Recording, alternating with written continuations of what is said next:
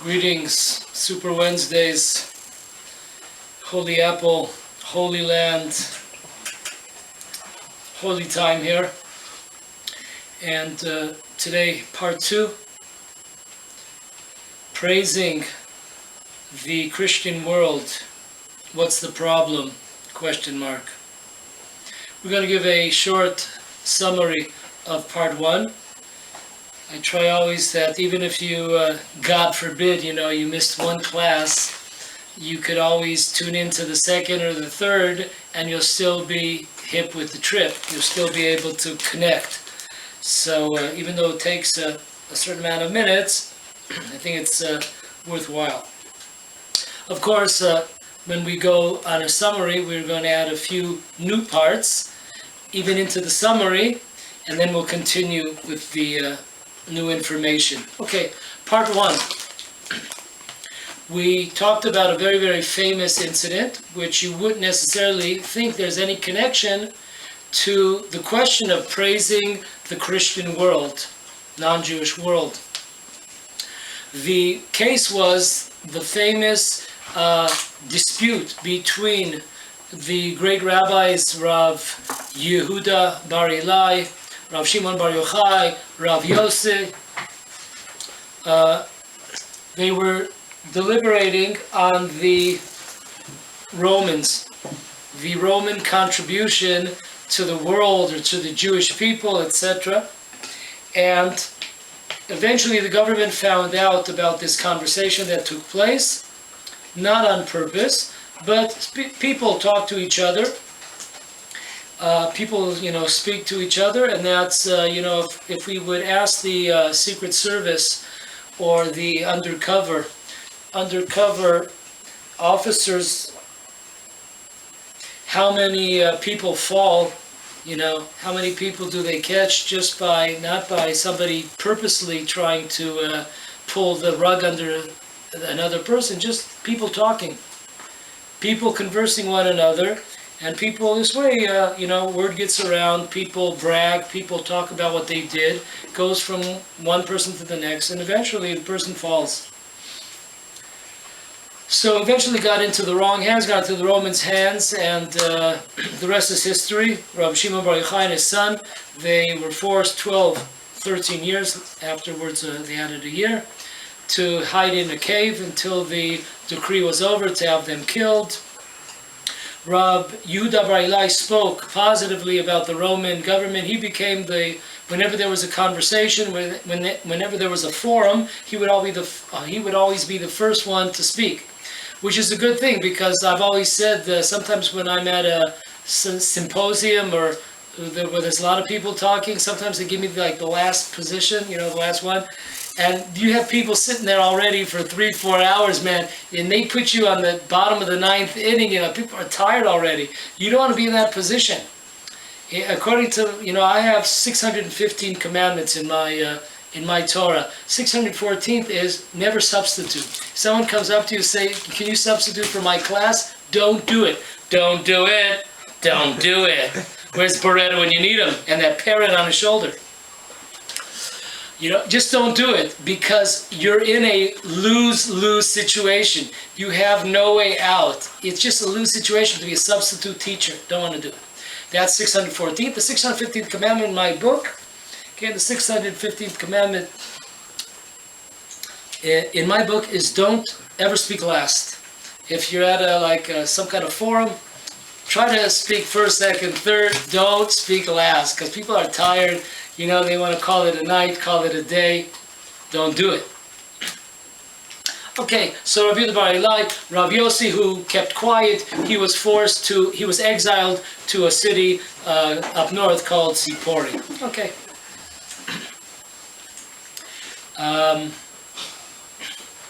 Question is here, how was Rav Yehuda Bar Eli, the son of Eli, how was he able to praise the Romans?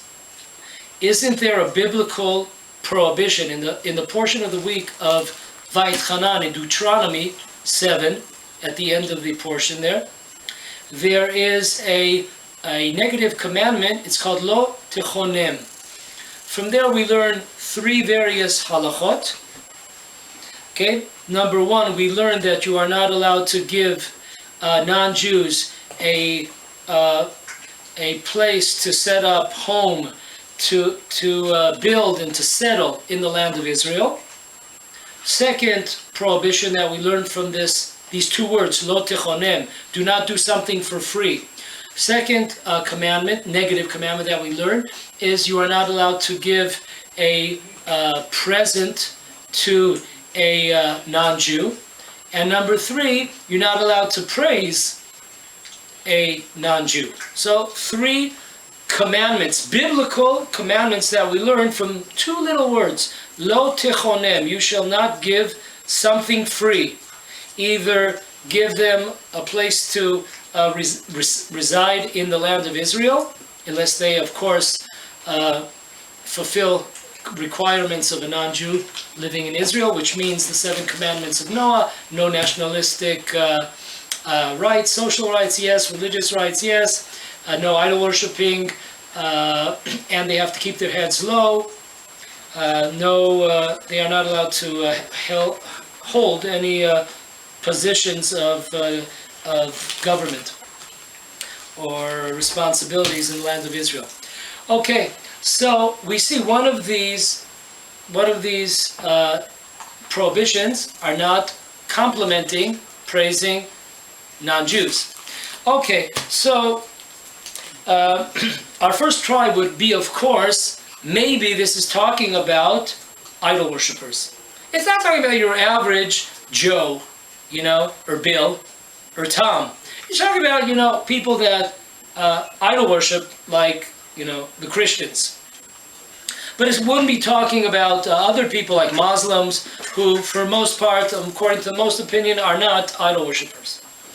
However, we could cross that one off, because in the Shulchan Aruch, the Code of the Jewish Law, Yoreh Deah 151:14, says there specifically that it's talking about non-Jews. Now, just to make it more clear, one of the greatest commentaries on the Shulchan Aruch was the Siftei Kohen, or short. Jews have long names. And the funny thing about it is that they take those long names and they put it into like something really short. For example, most of my kids have 3 names. But if you think that I call them by all their 3 names, I would never be able to get to them all. If I called them all by their 3 names, by the time I get to the last kid, I'd be out of time. So, we just we take those 3 names and we put them in a compressor, and we come out with a name like maybe 3-4 letters. Yeah, keep it short. Keep it short. So, we see here that the Shach, we don't want to say Siftei Kohen because it takes too long. We have a lot to learn we have a lot of Torah to learn here. If we say the Siftei Kohen says, it takes a long time. So we just say the Shach or the Taz. Yeah, it's hip talk. So he says it very clear in your face that this is talking about also the Muslim world, and it's talking about all non-Jews except those that are either resident strangers, gerim toshavim, or people that observe the 7 commandments of Noah. Okay? So he says it straight out, and he adds insult to injury, the pashutu. Don't wow, that's an unbelievable shach. Well, I thought it was just talking about those wicked idol worshippers. I didn't know it was talking about, regular Gentiles that do not observe the 7 commandments of Noah. I didn't know it was talking about them. And he just writes, oh, it's very simple. It's very simple. No, it's clear. No problem. Okay, so we have to chalk that one off. It's not just talking about praising idol worshipping or worshippers, which is the problem. Now, what is the reason behind this? What is the reason behind not praising a non-Jew? Seems kind of a little bit far out. So the Rambam, as we quoted in our last class, in the laws of idol worshipping, and we're in the 10th chapter, the 6th halacha, and before we go on, let's just get something straight. There's a brand new book that just came out about a week and a half ago by one of the tremendous Torah scholars in our generation. His name is Rabbi Eliyahu Zini. He, for maybe still today, he was the rabbi of the Technion University in Haifa. He's also the head of a yeshiva, Or Yeshua, in the Haifa area. And he's an amazing rabbi. He has dozens of books that he's written throughout the years. He has a brand new one, and it's called Chesed Leumim Chatat, which means it's a verse in Mishlei that was written by King Solomon in the 14th, in the 34th chapter, if I'm not mistaken, in the 14th chapter. In the 14th chapter, there's a verse, and it says that the kind deeds that the Gentiles do, the nations of the world do, is a sin. Very interesting statement. The good deeds of the nations of the world is sin. We'll find out what that means, but that's what it says. And from this verse, we learn a halacha in Shulchan Aruch, which says you are not allowed to receive money, you are not allowed to accept donations from non-Jews. Not allowed to accept, from, we'll go with the Christians now. Not allowed to accept money from them. And he has a new book on this subject, where he claims and he proves that certain rabbis that rely on various nuances in the Talmud or in the Code of Jewish Law are quoting from censored material, which means I just said now that we're in the laws of idol worshiping. Okay? Now, it is true that some of the laws here are connected to idol worshiping. Many are not. Many are just connected to non-Jews who do not keep the 7 commandments of Noah. That's what it deals with. Many of these laws. So why does it say the laws of idol worshiping? Or why do we see in the Talmud? Why do we see in the Code of Jewish Law? We have to understand that, all the books for hundreds and hundreds of years were censored, and it was a danger for the Jewish people to put in real true words like non-Jews. It was a danger, and it was something that they did not do, and they would never have, the books would never have been printed, because they had to first hand in their work to the government, and the government went over it. And in order to get permission to print it, it had to pass the censorship. So, number one, it was a danger for the Jewish people if it said anything negative about non-Jews. So they had to make this thing up that we're not talking about non-Jews, we're talking about those old-time, idol worshippers, with the guys with the stones, that worship stones and rocks and stuff like that. That's what we're talking about. So they say, that kochavim. That's what you mean? Right. So it's not even that Star Wars or something very specific, Idol worship is like a grand Star. Some people today, it's not. We don't see too many star worshiping, but we see a lot of Star War, a lot of Star Wars worshiping. Something else, yeah. If you guys remember that from the Kohanim, they stole that one from the Kohanim. Dr. Spock. Okay. Spock was Jewish. Okay, folks, so what's the reason behind this? Why not praise? If a Gentile's out there, he's doing something good, why not praise him? What's the problem? Okay, so the Rambam, we quoted this last week, and he says the following, that, number one, you are not allowed to praise the looks of a non-Jew. Wow, the guy's a handsome guy. Or, wow, that girl, wow, she's, really beautiful, gorgeous. Not allowed to praise beauty. And kal vachomer, how much more so, you should not praise various actions that they do. So if you're not allowed to praise the way that they look, how much more so, different acts that you might praise that they're involved in. And this all comes under the umbrella of lo tichonem, do not praise them. Why is that? Because once you start praising them and they find favor in your eyes, in our eyes, then that causes a certain bonding between me and those people, person, people, community, nation. And therefore, once I make a bond with them because I am impressed with something that they do and I praise them, so that makes a connection. Because I come up to the person and I say, wow, you're great, or whatever.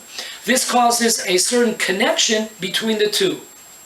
And a connection is exactly what we're trying to stay away from, because as we'll see 2 weeks from now in the portion of the week of Balak, God gives us via the Gentile prophet Bilam, he gives us the greatest blessing of ever, that the Jewish people will stand alone.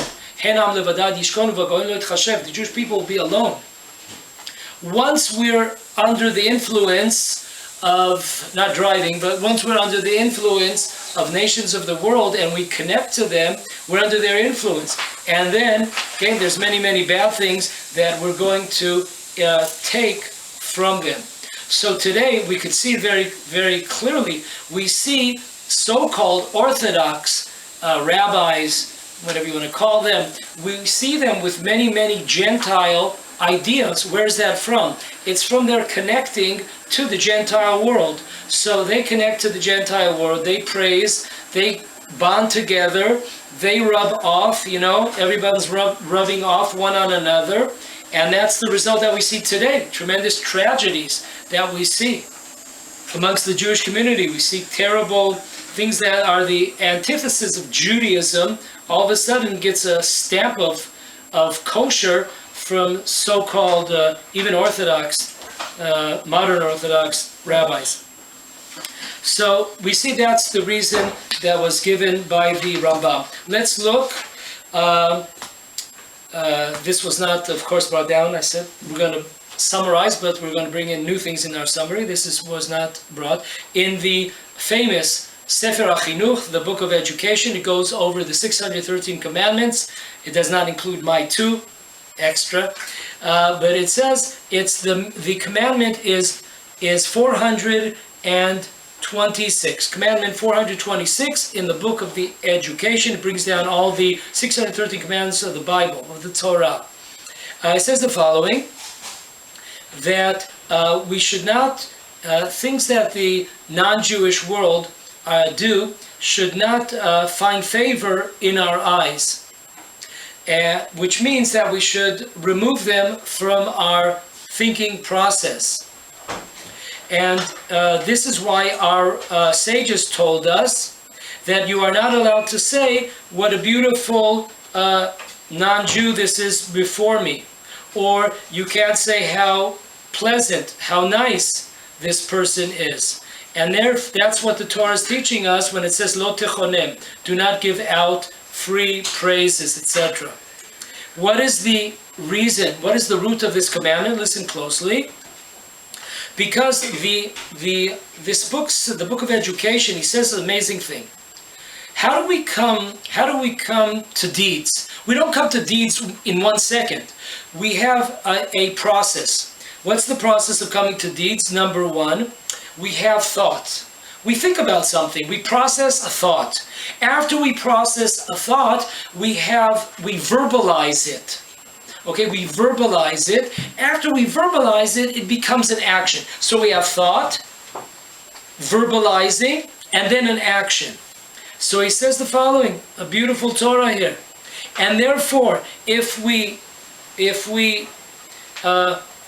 keep away from our thoughts and from our speech any benefit that we might see in the non-Jewish world, then therefore we are disconnecting to them, and we will not run after them to try to receive their love, which is an amazing statement. Because today we see a lot of low people running after a smile, running after one good word of of the non-Jewish world, who happened many, many, many times. We're talking about missionaries. And Jews will kudzi up and will TL up to these people just to get a smile out of them and just to get, some kind of donation or some kind of good word from them. And this exactly, is what the rabbi is saying here. So we have to keep our thoughts disconnected from them. No connection between our thoughts and their deeds. And we have to, our speech, disconnect from them. Do not praise. Do not use praise. This will create a situation where we've destroyed the bridges. People today are trying to create bridges and bring the Jewish people to assimilation. The idea here is the Jewish people are alone. The idea here is to burn those bridges. One of the last speech that Rabbi Kana gave was to burn and destroy the bridges of foreign diplomatic relations. That was his last point before he left us. Okay, so therefore we disconnect. That's the idea, not to run after the love of the Gentiles and not to learn from their actions. Because for everything that might look good in our eyes, we talked about a couple of weeks ago the star of one of the stars of Happy Days, that girl, the young the daughter there. So she was in the middle of before she I think overdosed. She was in the middle of writing a book. It was called Happy Days, Miserable Nights, miserable nights. So people, they have like a kind of a glitter to them, starry. It seems like on the outside, it seems very, very beautiful, but on the inside, it's really, really disgusting. And that's really the way, if you think about life today, that's really what it is. I grew up in Hollywood. It's where I grew up. I traveled the streets of Hollywood. And, on the exterior, everything looks nice. But when you get to know the people, you see how corrupt it is. So the Torah trying to keep us away from having any type of relationship here. And this commandment is all times, it's for all generations, it's for men, and it's also for women. And therefore, if somebody praises the non-Jewish, non-Noach crowd, then you transgressed a negative commandment. It's called Lo Techonem. So that's what, once again. So we see the idea, praising. According to the Chinuch, it's a sure to look for praise from them also. It's a double sided. Right. Well, that should be obvious, but I guess he had to say it. He had to say it straight out that there's many people. He says it straight out that there's people that are looking for their love, and they want to show how much they appreciate them, how much they admire them, and this way they think they're going to receive in return. If you kudzi up with them, then you'll receive love in return. So it's mashma that you're over a little test say running after them also, because that's the problem. In other words, the praise for the goyim would be okay if it wasn't for the ulterior motive that you're really doing it deep inside because you're seeking their love. Okay, but it's not just that. Because we said many things here that we're trying to keep a Jew who, that's not his intention. His intention might be, he's not looking for the love. What? He's looking to praise them, okay? Because he thinks in his mind, okay, and in his words, he thinks that there's something praiseworthy here. And therefore this begins a connection. He starts connecting to people because he's praising them and he wants to connect with people who are praiseworthy. So this is a bad thing because this leads, as the Rambam said, this leads for us to learn from a lot of the bad things when we connect with them, and it leads, of course, to assimilation. Many Jews, we've mentioned a few times, many Jews, even in the last generation, did not speak the language of their country on purpose, in order not to have anything to do with the nations of the country that they were in. They did not speak the language at all. Not speak the language at all. Speak Hebrew. And by the way, every week I have at my house people that come as guests from the Mir Yeshiva, most of them. It's a yeshiva that has 5,000 students in it. So I don't know if all 5,000 have been by my house or in Tapuach, by Mike. I don't know if all 5,000 have reached there.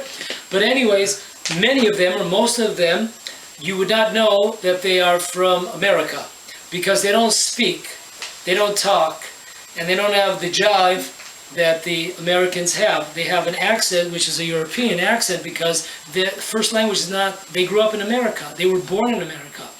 And also their parents, but they speak with an accent because their first language is Yiddish. So it's much, much harder to assimilate when you don't speak, when you don't jive, it's much harder to assimilate. When you know the language, you know the jokes, you know the ropes, it's much easier to assimilate.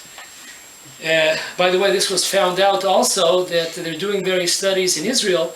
They see that they've proved that what they call the national religious community, the amount of assimilation becoming secular is like 43%, whereas from the what they call the Haredi, the Orthodox world, is 8%. Okay, why is that? Because think about it, it's much, much harder for a person in the Orthodox world, the black hat world, for him to move over to the secular side. That's like a really like heavy move. Whereas many of the national religious people, they're closer to secular Jews than they are religious Jews.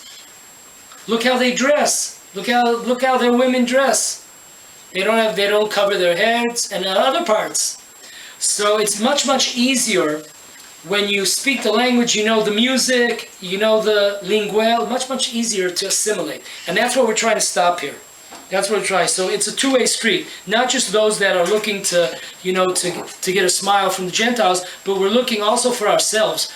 We want to keep a distance away from these people because they're a bad influence on the Jewish people. The Jewish people, in order to do our job, in order to be a light for the nations of the world, we have to be separate. And then the world will benefit from our light, not to assimilate and to break us down.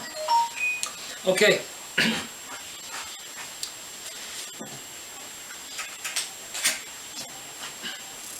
Aside for the prohibition of lo tichonem, which we just explained with the Rambam and the Chinuch, the Book of Education, and Maimonides, which we saw, it's clear, it's a biblical prohibition. Aside from that, there are other problems with praising and connecting up with the non-Jewish world, or the non-Noahite world.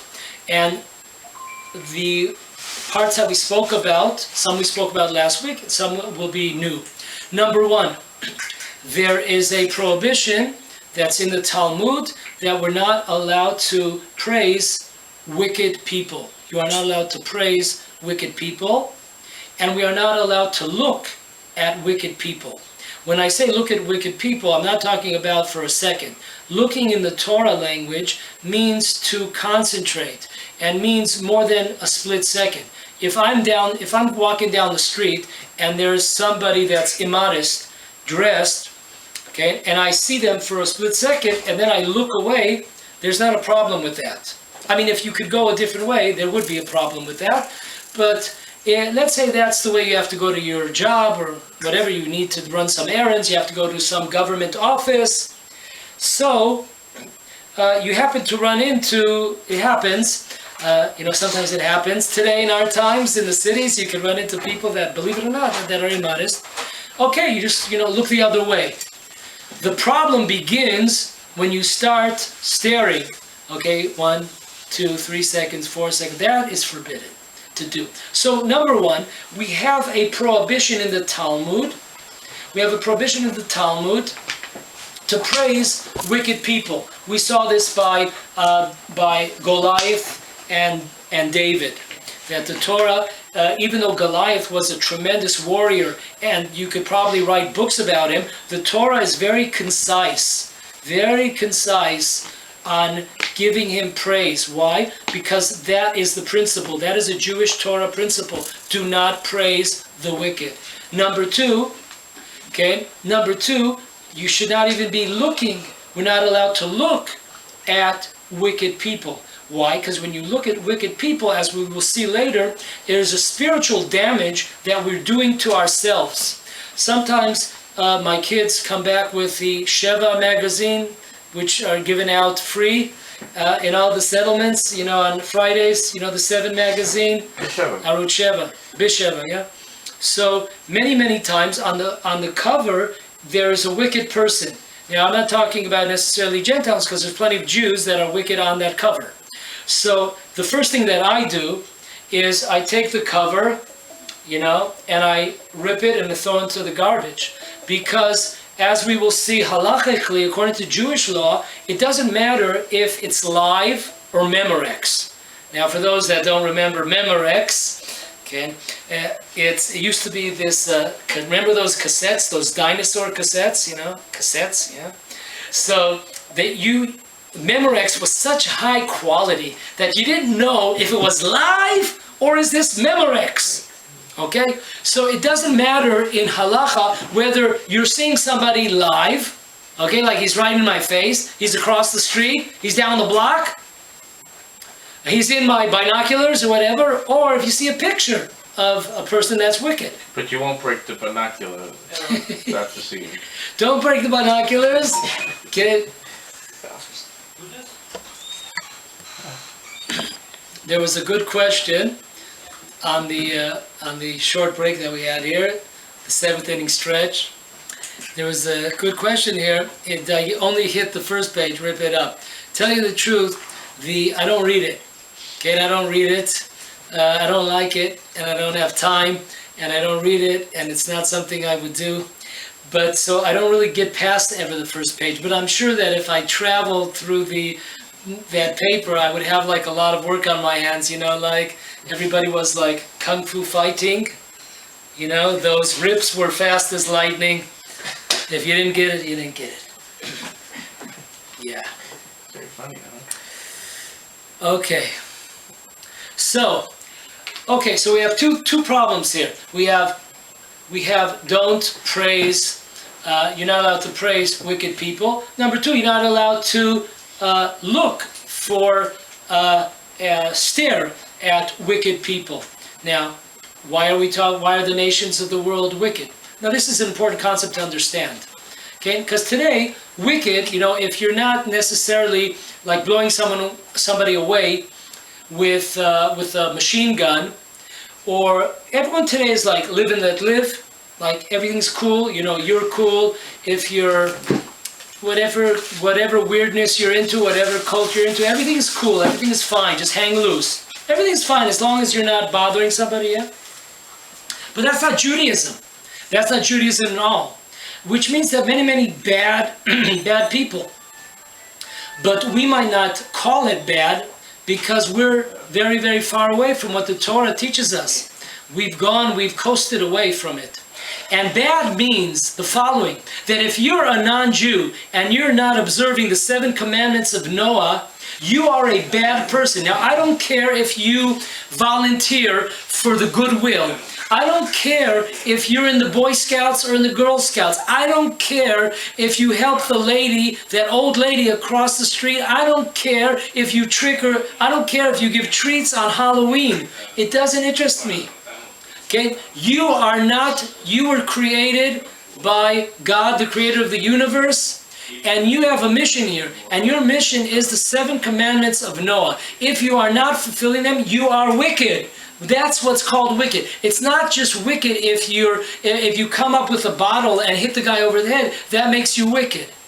But if you're running around, if you're doing a million other things that the Torah considers to be evil, that's not a problem, because today we look at it as something like, hey, that's not a problem. So you could walk down the street without any clothes today, and it's no problem, Well, they're, beautiful people, sweet people, lovely people. No. No, they're not. So this is an important point to remember here. When we say, do not praise wicked people, we're not talking about ISIS, we're not talking about rapists, of course we're talking also about them, but not just them. We're talking about people, Gentiles, that do not abide by the 7 commandments of Noah. That's what we're talking about over here. And therefore, all these people fall into the category of don't praise them, because we don't praise wicked people, and don't look at them, don't stare at them. Why? Because we're not allowed to stare at wicked people, because there are negative spiritual aspects that come into our soul. So that's a second and third problem. So we have lo techonim, which don't praise them. We have 2, don't praise wicked people. Number 3, we have do not look and stare at wicked people. Number 4 is the same Rabbi Shimon who was in the dispute, who took part in the dispute between Rav Yeduda Richter and Rabbi Yossi, talking about the Romans. Are the Romans good, bad, or we're not going to talk about them? So Rabbi Shimon got up and said that everything they do, they do for themselves. They're not out there to help the Jewish people. They are wicked. And he paid the price for that. The same Rabbi Shimon Bar Yochai, it's an amazing thing, open up your hearts. The same Rabbi Shimon Bar Yochai, when it came to the portion of the week of Vayishlach in Genesis, and when Jacob meets up once again with his brother Esav after 22 years in the White House, they meet up together, and we see there that there's a dispute amongst the sages what happened at that meeting. One sage says that he bit him, he tried to kill him by, I guess it's vampire style or something. He tried to, bite him at the neck. And another opinion is that that's what he was thinking to do, but something came over him, and at that moment he had mercy on his brother, and he really did kiss them, which is an important lesson in itself, which means sometimes, people will come to you and say, are all Arabs bad? Of course not. There are many, I'm sure, good Arabs. And are all Gentiles? Of course not. Are they all bad? No, they're not all bad. However, we have to understand that the Torah gives us general rules, and these general rules are correct. It may very well be that there are, of course, exceptions to the rules. I'm not going to get in why there are exceptions to the rules. That could be a class in itself or a few classes in itself. How come there are people that are really exception to the rules? Right? Why is that?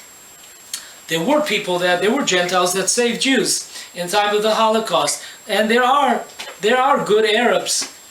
So, but we have to understand, the Torah gives us the general rule of thumb, the general principle. It might be, yes, there are some of a minority, but you have to go according to the general rules. When you're in a war, were innocent people killed?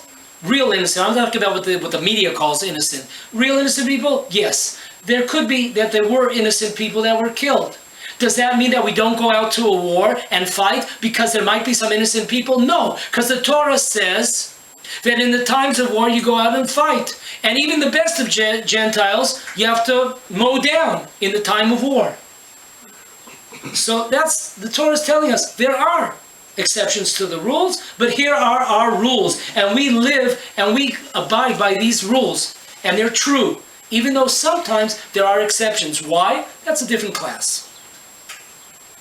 Okay, so we established understanding wicked, and the nations of the world. Why does that go together when not all the nations of the world, not all the populations are out there killing people, mugging people, robbing people? It doesn't matter. Because if you're not doing what you have to do with the 7 commandments of Noah and no idol worshipping, you're evil. Take it or leave it. And best to leave it, actually. Okay, our next problem here. So, first of all, it's an amazing thing. Rav Shimon Bar Yochai, he tells us that the law. The law is that Esau hates Jacob.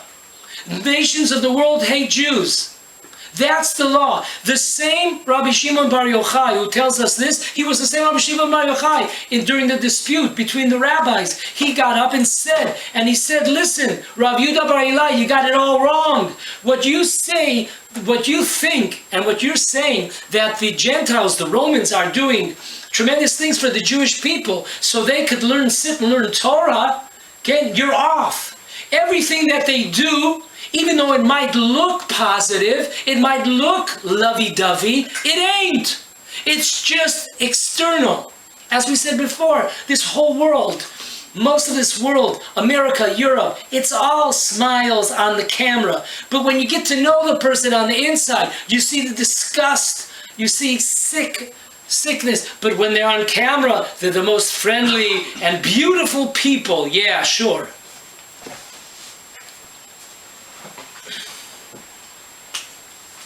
The beauty of a Jew is that many times you would see cartoons of Jews that looked not beautiful. You know, they would have funny noses and maybe funny ears and funny faces. They don't look too pretty in a lot of, cartoons. But on the inside, they're beautiful people. On the inside, you see the beautiful lighting of a person's soul. What's important for us is on the inside, not what's on the outside. Because what's outside is just jive. It's just baloney. It's just virtual. It ain't real. And that's why that's such a big divorce rate today, because people are marrying each other on the basis of everything exterior, on the looks, and everything that this play that everyone got their part, and they're all good actors. And then when you get married and life really starts and you show who you really are. I have a good friend, he told me, Yehuda, he said, the things that I tried to hide the most from my wife, those were the things that came up first. When we got married, those were the things that she uncovered first. The things that I tried so hard to cover up. I didn't want to show her, my weak points. Those were the ones that showed first. Yeah, there's no hiding. There's no hiding. Okay, so we're going on. So we have Rabbi Shimon Bar Yochai. Next one. Next is, we have the verse Chesed Leumim Chatat, which is in Mishlei, 14th chapter, 34th verse. A tremendous chapter. It talks about that the good deeds of the nations that they do are full of sin. What does that mean exactly? I don't understand. You see a guy on the street, he comes up and gives charity to a guy, with one of those cans, or his guitar is open, and he puts, $5 into that case. What's going on? So here, we need the Talmud, Bava Batra, 10, side B. There are 5 opinions, Gewalt. 5 opinions, what this verse means. Listen closely to this verse. Okay, let's get, the song, Getting to Know You. Let's understand the nefesh of the non-Jewish world. Let's understand what's going on here. Okay, so the Talmud brings down, what exactly does this verse mean? Because I quoted some of the verse. There's a beginning of the verse. The beginning is Staka tiromem goy. Charity will bring up a nation, and the acts of kindness of the nations are a sin. So you have to choose. I mean, isn't this a contradiction? On one hand, you say charity will bring up a nation, and on the other hand, what the kindness the nations do, there's many sins involved in their kindness. There's many ulterior motives in their kindness. So let's roll it. This is unbelievable. Understand the psyche of what's going on in the world. Know the other side. Getting to know you, yeah. So the first opinion is the following.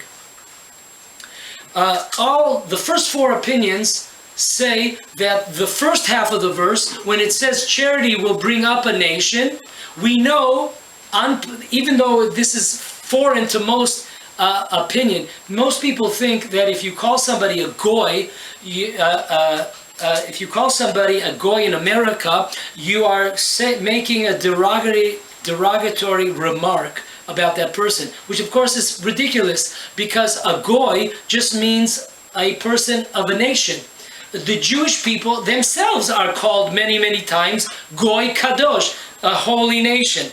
So 4 out of the 5 opinions here say that the beginning of the verse, charity will uplift a Jew, will uplift a nation. This is talking about the Jewish people. When a Jew does an act of charity, even though he might have ulterior motives, inside his soul is really wanting to do the mitzvah. So why does he have ulterior motives? Because of the fact that we've been in exile for 2,000 years. We've learned from the Gentiles. We've been influenced. We've been assimilated. So we have all kinds of cobwebs on our soul. But really, our soul really wants to do these commandments. So when a Jew does a commandment, even though he had ulterior motives, for example, the example that's given by the Talmud is the following. There's parents of a child, and the child is very ill, and the child could be on deathbed. And the parents say, you know what? If I'm going to give $10,000 to charity in order that my son lives, and the son dies. What do we say? Have they observed the commandment of charity? Yes or no? And the Torah says yes. I don't understand. How could that be? How could that be? The whole reason why they gave the charity is not because God said, it's because they have a kid who's ill in the hospital and is on death row. But the Torah says an unbelievable insight in the Jewish soul. It says the following, that even though his son did not survive, he still does not regret giving the charity. He's still happy that he gave the charity. His son died, his daughter died, that's true. But he's still on the inside, he's very, very happy that he gave the charity. So when a Jew does a commandment, even though he's not doing in the name of God or for God's sake, he still receives credit, because really, when a Jew does something, inside the holy soul of a Jew, there is a place for the sake of heaven. They are really doing it for the sake of heaven. It just happens to be they've been assimilated, so therefore they don't even recognize it anymore. They don't even recognize it anymore.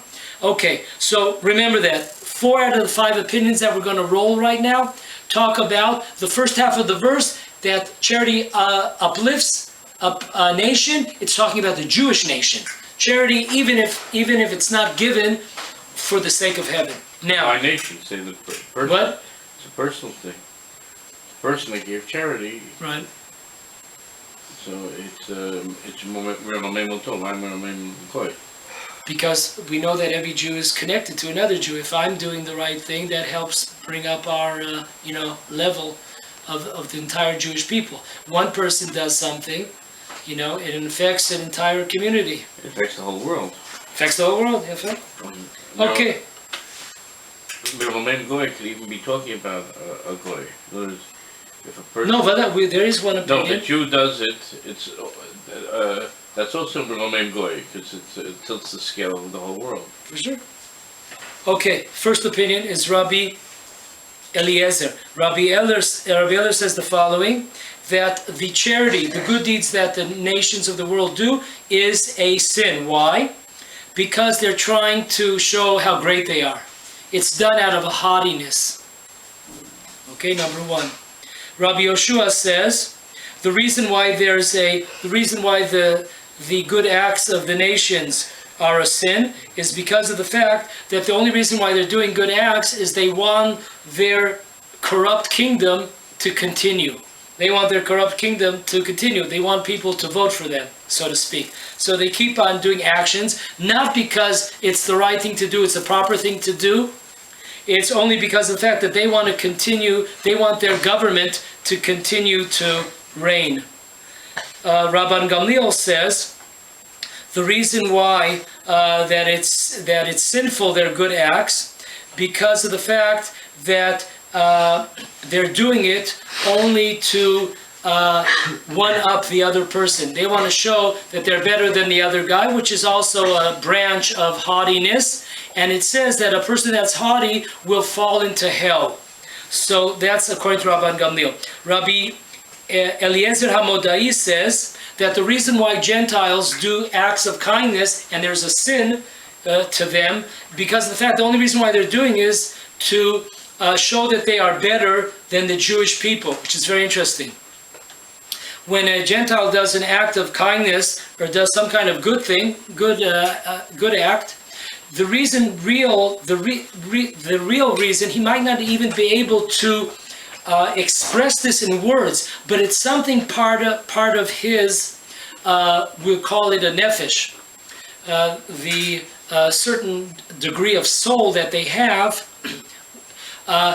There's a certain degree that inside, okay, they know that the reason why they're doing it is because of this reason. And if we would ask them the question, they might not even be able to say that, or they wouldn't think about it. But that's really, that's really below the psyche. That's really what's happening. So they are doing good acts to show God that we are better than the Jewish people. You see, we are much better than the Jewish people. That's why they do acts. Not because it's the right thing, it's the proper thing to do. That's what God wants me to do. No, we're going to one-up men. We're going to show off those Jewish people. They think that they're better than us. We'll show them that we are better than them. So therefore, any kindness that they do, it has this illegitimate, real reason below the surface.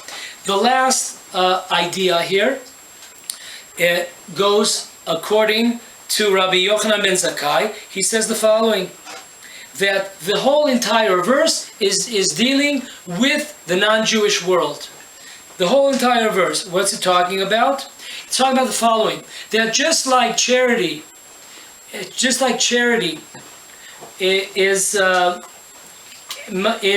a redeeming factor for a Jew. If a Jew gives a lot of charity, then therefore this crosses out many of the transgressions that we do.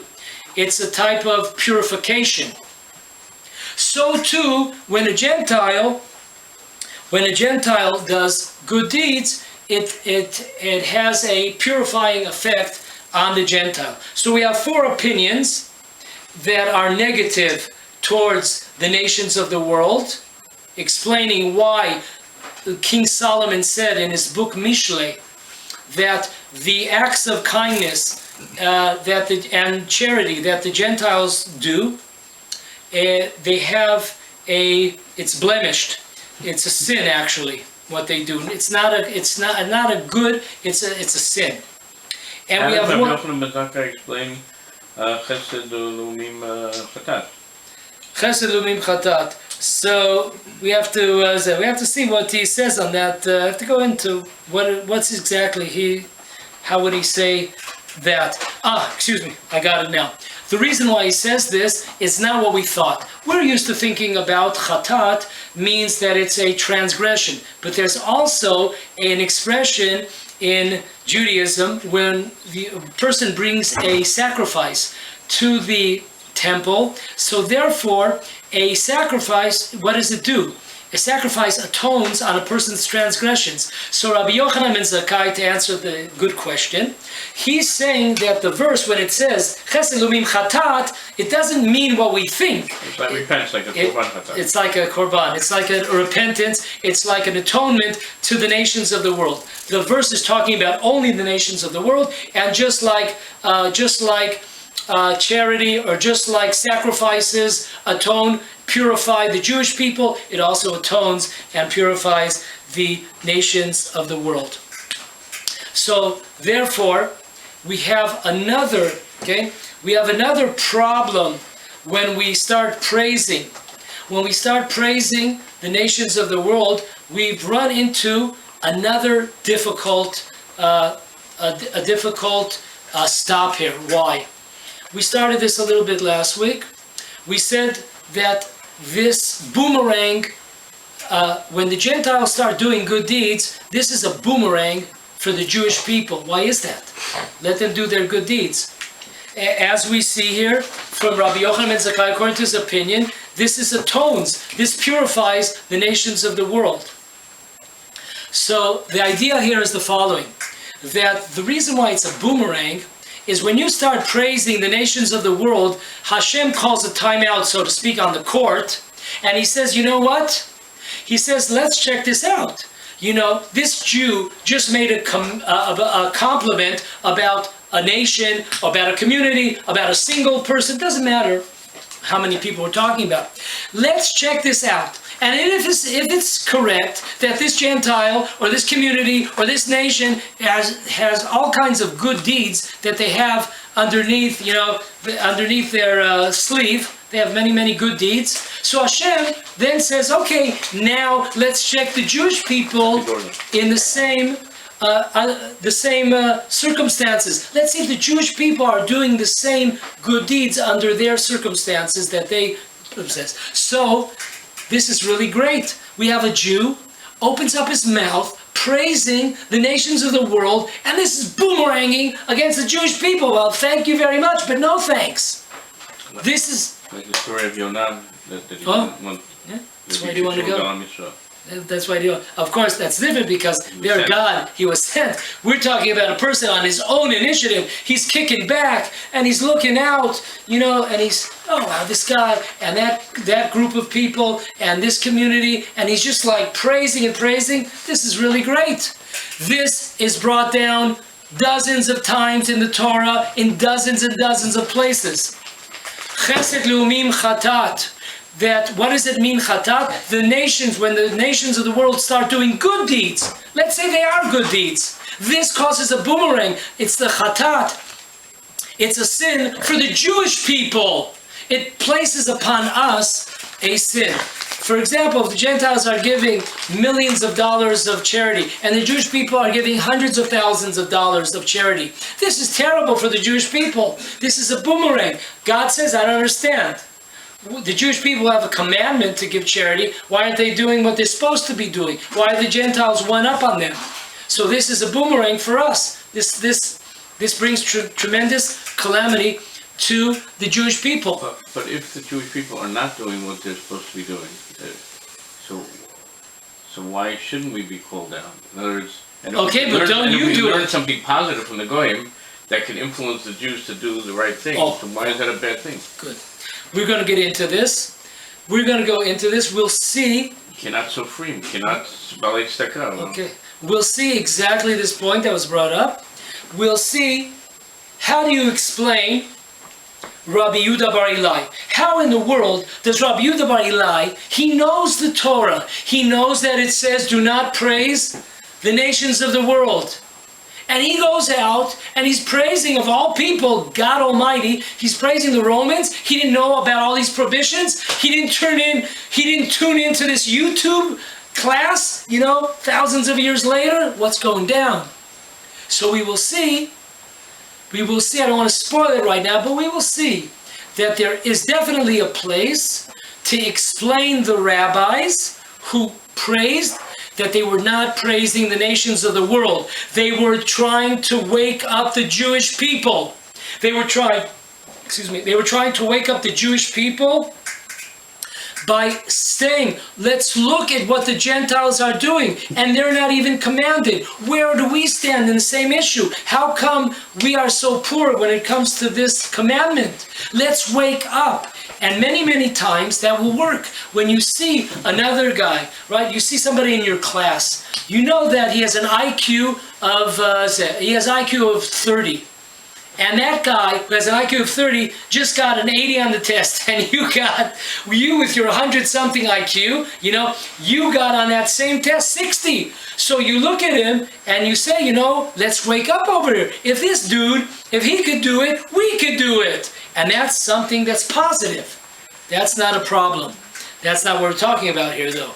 So we will see that. Definitely how to explain the praise that was given by Rav Yeduda Bar Ilai and other rabbis, other sages in the Talmud. We will see that there is definitely many angles that they were not praising the Gentiles whatsoever. It was a wake-up call. It was a way it was a act to get the Jewish people to start doing what we have to do, because of the fact that others who are not commanded are not doing what we who have the truth are not doing what we're supposed to do. That's not a problem. Okay.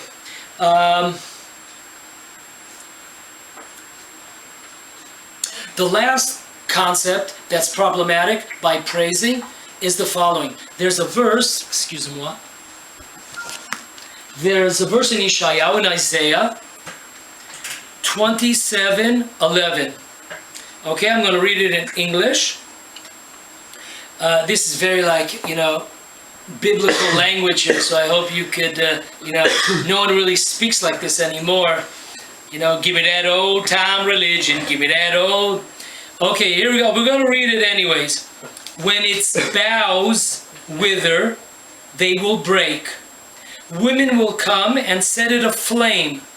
For it is not a nation of understanding, therefore its maker will not show it mercy, and its creator will not be gracious unto it. What is going on here? We're drying out the boughs, and once they dry out, they die.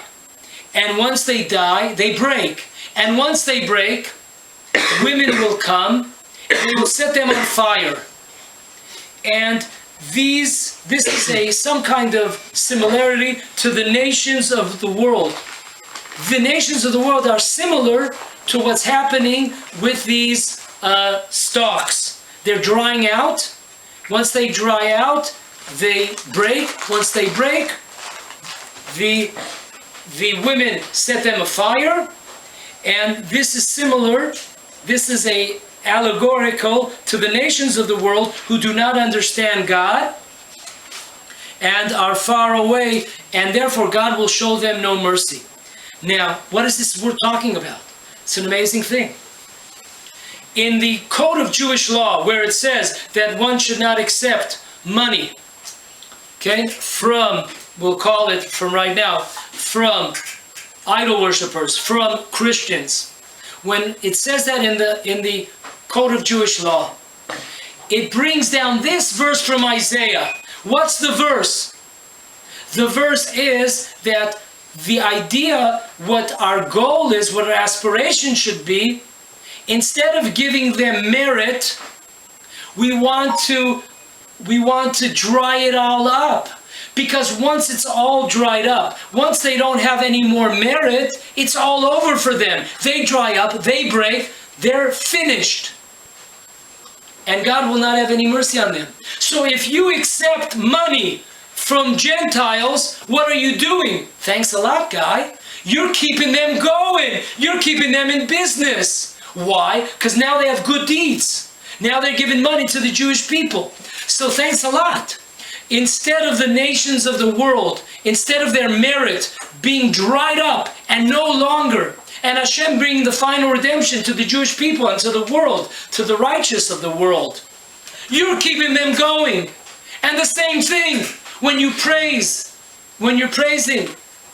the non-Noah 7 commandment crowd, Gentiles, Muslims, Christians, when you're praising them, what exactly are you doing? You're giving them more ammunition. You're saying, you're announcing before God, look at this great person. Look how great he is. Look how super he is. Look at his actions. Look at his deeds. You're giving him more fuel. And the halacha, the Jewish law says, dry it up. Dry those swamps up.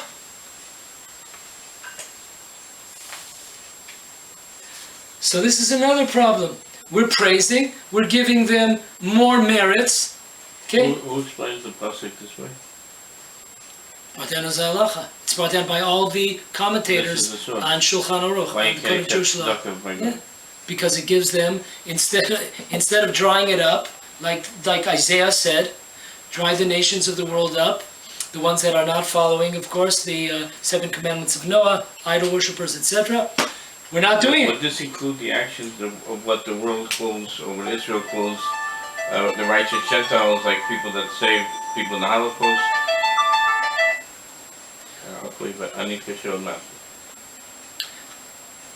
Once again, No, the guy is not a Noachide. He's a goy, I don't know, Schindler or whatever, Schindler list, right? So where does he fall into in this category? In this? we shall see that there are definitely discounts for these kinds of people. We'll see it. We'll see a good example coming you up. could say with him also, he did what he did to keep his factories going. I don't know. Okay. We will see. We will see exactly this. We will see even more extreme cases where it could even be more for the sake of heaven. We'll see exactly how it's looked for the people that are the non-Noah 7 people that happen to do good actions. Okay, so these are, we mentioned many problems of praising the Christian world, different verses in the Bible that are problematic, different commandments in the Bible that are problematic. God willing, next week we will come back with part 3, which we will see a few more problematic. When I say problematic, it's not my words, it's the commentators, the great sages, who comment on the various praises that were given to various nations or individuals by our sages. How were they able to do that if we just gave 2 classes on the problems of doing such actions? And then we'll try to bring down the law today. What is the Jewish law today as far as praising, as far as receiving? How to when is praising allowed? Under what circumstances? With God's help, we'll get to the bottom line.